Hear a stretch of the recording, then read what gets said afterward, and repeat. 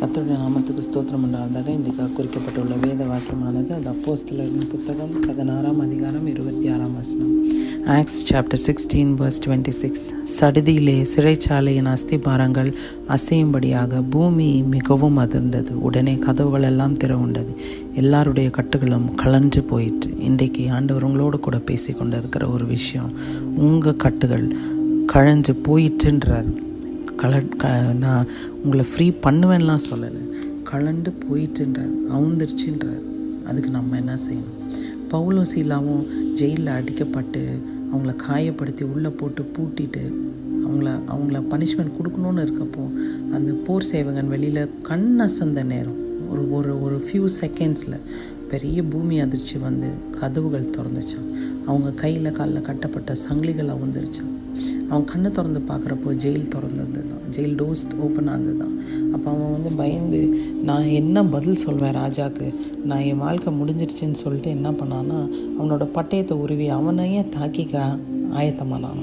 அவனை காயப்படுத்திக்க ஆயத்தம் பண்ணும்போது பவுலும் சீலாவும், நாங்கள் இங்கே தான் இருக்கோம், நாங்கள் எங்கேயும் போகலன்னு ஒரு குரல் கொடுக்குறாங்களாம். அப்போ அவன் அந்த குரலை கேட்டு தீப்பந்தம்லாம் எடுத்துகிட்டு வாங்கன்னு மற்ற போர் சேவகர்களெல்லாம் வர வைக்கிறார். தீப்பந்தம் எடுத்துகிட்டு உள்ளே போய் பார்த்தா பவுலும் சீலாவும் அங்கேயே தான் இருக்காங்க. அந்த காயங்களோடு அங்கேயே தான் இருக்காங்க. ஆனால் கையில் காலில் சங்கிலி இல்லை. அப்போ அவங்களுக்கெல்லாம் ரொம்ப ஆச்சரியமாக இருந்ததுதான். ஆண்டவர் மாறேன்ட்டாங்களாம். அவங்கள ஏதோ கடவுளாகவே நினச்சிட்டாங்களாம். அப்போது நாங்கள் ரட்சிக்கப்படணுன்னா நாங்கள் என்ன பண்ணணும்னு சொல்லி முழங்காலில் நின்று கேட்டாங்க. அப்போ யோசித்து பாருங்களேன், இன்றைக்கி நம்ம எந்த இடத்துல இருக்கோம்? அந்த போர் சேவகர் மாதிரி வெளியில் தூங்கி கொண்டு இருக்கோமா? இப்படி ஒரு அற்புதம் நடக்கும், இப்படி ஒரு ஆண்டவர் இருக்காருன்னு தெரியாதவங்க மாதிரி இருக்கோமா? இல்லை பவுலும் சீலாவும் மாதிரி எங்கள் கூட ஆண்டவர் இருக்காரு நீங்கள் பாருங்கன்னு சொல்கிற ஒரு இடத்துல இருக்கோமா? நீங்கள் டிசைட் பண்ணுங்கள். ஆண்டவருக்கு முக்கியமாக செய்ய வேண்டிய ஒரு விஷயம், பவுலும் சீலாவும் அந்த கடினமான சூழ்நிலையில் கூட கை தூக்கி ஆண்டவரை வர்ஷிப் பண்ணாங்க, ஆராதிக்கணும். துதியும் ஆராதனையும் ரொம்ப முக்கியம். துதிக்க உங்கள் கட்டுகள் அறுபட்டு போகும். எத்தனை பேர் துதிக்க ஆரம்பிக்கிறீங்க? நான் ஏன் கை தூக்கணும், நான் ஏன் பாட்டு பாடணும், நான் ஏன் ஆண்டவரை ஆராதிக்கணும்னு நீங்கள் நினச்சிங்கன்னா உங்கள் கட்டுகள் அறுபடாது.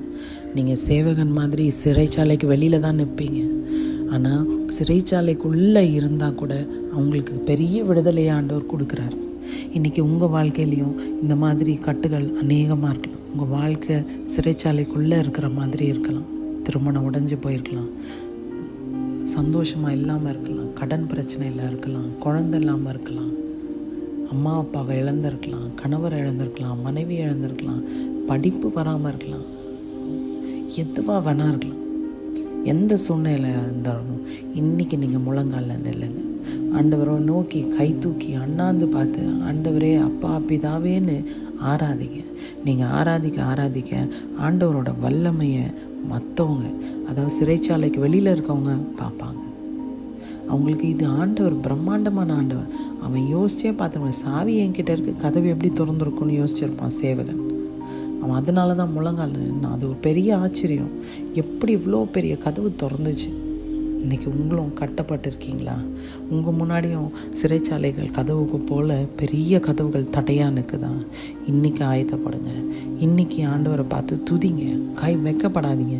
அவங்க பக்கத்தில் உள்ளவங்க நம்மளை பார்த்து பைத்தியம்னு சொல்லுவாங்களோ, இவன் என்னடா இப்படி சாமி கும்பிட்றானேன்னு சொல்லுவாங்களோலாம் நீங்கள் யோசிக்காதீங்க.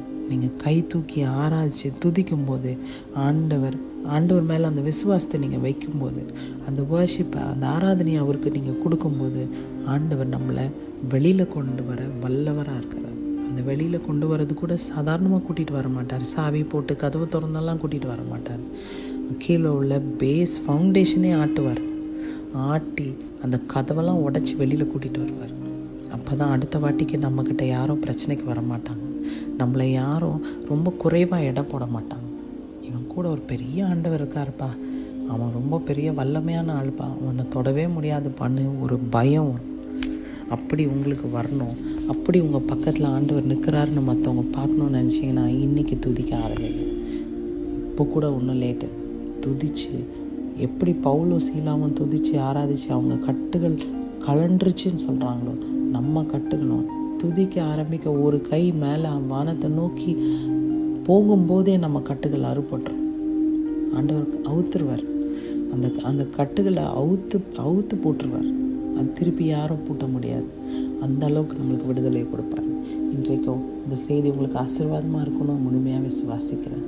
உங்களுக்குள்ள சாட்சிகள் இருந்தால் என்னோடு கூட பகிர்ந்துக்கோங்க. கர்த்தர் தாமே உங்களை ஆசீர்வதிப்பாராக. ஆமென்.